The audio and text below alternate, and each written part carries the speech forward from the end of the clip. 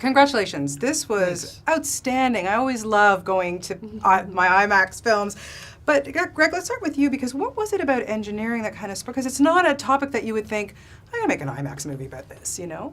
Well, it's true. The buildings don't move too much, and Let's hope.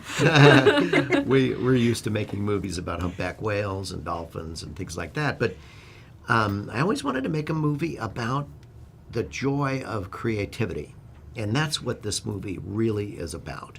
It's about trying to build things that are safer for human beings to utilize, and whether it be a building or a bridge or a dam or whatever, a car, engineering touches us all every day. And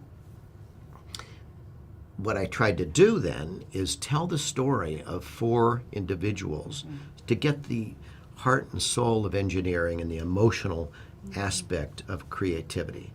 And so we're taking a new perspective on the topic of engineering, and I think it really comes across. Oh, it certainly does. And one of the stories we learn about is yours, of course. And when you were a little girl, of course, engineering. Why would I want to do that? But then, of course, you have a beautiful story that you'll find out in the film why you decided to become an engineer. What is, for you, the biggest misconception about engineering? How will we get kids excited to become engineers? I think, part of it, or mostly, is because engineering has always been something really abstract. Yeah. You can think of like a doctor and you see a doctor, right? And you think of a teacher and you see what they're doing. But when you think of engineering, it's like, well, what does that person look? What does that look like? So I think the film does a great job in portraying what it is, and that it doesn't have to be something abstract, that it's something that we see around us everywhere we go, and everything that you see, that you use, that you stand on, has something to do with engineering.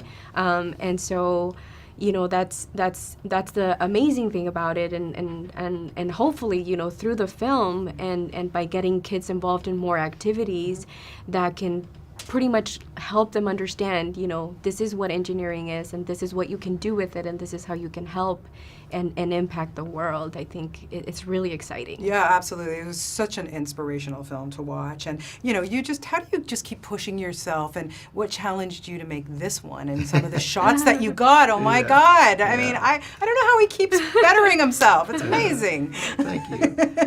It's fun. I enjoy the act of creativity and trying to improve my films every time that I go out. And this one was a big challenge, though. And I think that we, as a team, really pulled it off, particularly because we have characters like Angelica and Menzer and Avery and Steve. Those 4 characters are so strong, and they, as Angelica said, we show the day-to-day aspect of engineering in a way that is very accessible to kids. And so what we're trying to do is actually get more young junior high and high school kids focused on this as a career. There are not very many TV shows that are about engineering, except there are a lot of them on doctors, there are a lot on lawyers, there are a lot on policemen and detectives, but none on engineers. So we're trying to bring across the idea of what it is, what the joy is of being an engineer, and so people can actually look at it as a career that they may want to go into. Exactly, and of course, like the story of your high school, and what the robot that the team built is an extraordinary story, and I don't want to. I mean, it's Stinky. I mean, listen, people, you want to see a movie about Stinky? This is the movie. But what I really got from it is you had a teacher that believed in you. That is so important. I mean, it changed your life having a teacher like that.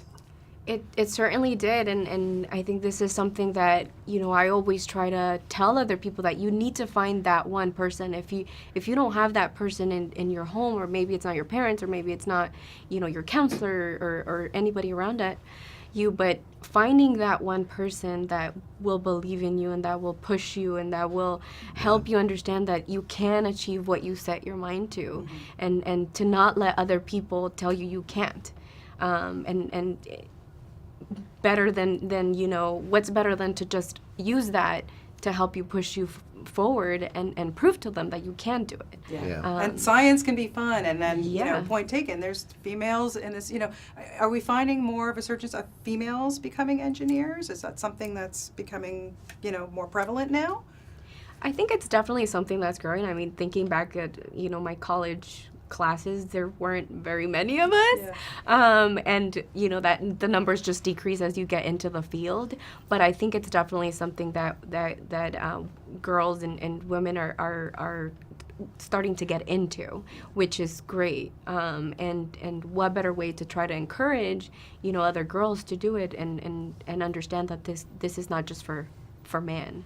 Well, like I said, I don't know how you can continue to top yourself, but are you already thinking about your next IMAX film? Oh, yeah. Oh, and can you tell us or not? It's a secret. It's called America's Treasures. It's all about culture and diversity in America and how that's derived music and food and all kinds of wonderful things in various regions of our country. You're going to be shooting forever on that I one. know, it's going to be good. Thank you so much.